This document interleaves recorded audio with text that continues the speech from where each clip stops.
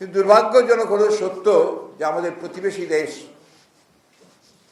যারা আমাদের বন্ধু দেশ হিসাবে অত্যন্ত ঘনিষ্ঠ বলে আমরা সবাই মনে করি, সেই দেশ আমাদেরকে সেই পানির ন্যায্য হিস্সা যেটা আমরা পাই সেটা থেকে কিন্তু আমাদের ক্রমাগত বঞ্চিত করে আসছে। এই পানির ব্যাপারটা আমি এই জন্য বলছি যে আমরা এটা নিয়ে বহু খেলা হচ্ছে। আমরা এই সরকার ক্ষমতায় আসার পরেই শুনলাম যে আমাদের আরেকটি নদী, যে নদীটা সব খুব বড় নদী এবং যেখানকার পানি নিয়ে আমাদের প্রচুর সমস্যা, তিস্তা, সেই পানির বন্টন একটা চুক্তি হবে ভারতের সঙ্গে।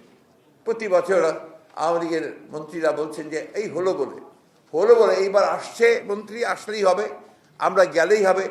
আজকে দেখা যাচ্ছে যে আপনার 15-16 বছর পর্যন্ত তারা ক্ষমতায় আসার পর এখন পর্যন্ত তিস্তার পানি চুক্তির কথা আর বলেই না, নতুন কথা বলতে শুরু করেছে যে তিস্তা প্রকল্প। আর তিস্তার উপরে যে ব্যারেজ নির্মাণ, এটা অনেক আগে শহীদ প্রেসিডেন্ট জিয়া রহমান তার জীবদ্দশায় শুরু করেছেন। পরই ধারাবাহিকতার পরের দিকে তিস্তা নদীতে ব্যারেজ হয়েছে, বাঁধ হয়েছে এবং খালগুলো আপনার এখন অনেকগুলো কাজে দেয়। তো সেই প্রকল্প নিয়ে এখন কথা বলছেন, তার আগে আপনি তিস্তার পানি চুক্তিটা তো চূড়ান্ত করবেন। সেই পানি চুক্তি চূড়ান্ত না করেই কখনো বলছে চীন আমার তিস্তা প্রকল্পে সহযোগিতা করতে চায়, আবার কয়েকদিন আগে শুনলাম ভারত সহযোগিতা করতে চায়। আমার কাছে বিষয়টা কিছুটা আপনার বিস্ময়কর মনে হয়েছে, কিছু রহস্যজনক মনে হয়েছে। কারণ যার কাছ থেকে আমি পানি পাই না, সে আবার আমার তিস্তা প্রকল্পে সহযোগিতা করবে কিভাবে? এটা আমার মাথায় আসে না। আন্দোলন না করলে তো কিছুই পাওয়া যাবে না। এবং আমাদের সরকার যারা এখন আছে, যে সরকার আছে, এই সরকার তো পুরোপুরিভাবে তাদের উপরেই মুখাপেক্ষী। আপনি দেখেন না কি সব কথা অতীতে বলেছে, আমি সেগুলো রিপিট করতে চাই না। কিন্তু এই সরকার নতজানু সরকার, যে কারণে তারা কোনো মতেই ভারতের বিরুদ্ধে কথা বলতে চায় না।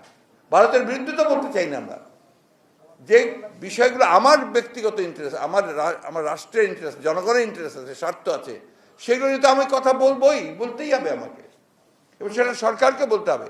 আজকেই সকালে খবরের কাগজে দেখলাম কোন একটা জায়গায় আপনার গুলি করে মেরেছে, সীমান্তে গুলি করে হত্যা। এটা এখনকার বিশ্বে কোথাও দেখা যাবে না। আপনার যদি কেউ সীমান্ত টেস্ট পাস করে, তাকে গ্রেপ্তার করতে হবে, তার বিরুদ্ধে ব্যবস্থা নেবে, আইন আছে, সব কিছু ব্যবস্থা হবে। কিন্তু তারা ক্রমাগতভাবে কিন্তু এই হত্যা করে যাচ্ছে এবং সেটা সীমান্তে এই হত্যা চলছেই। ভারত আমাদের প্রতিবেশী দেশ, নিঃসন্দেহে আমাদের অত্যন্ত প্রভাবশালী প্রতিবেশী দেশ।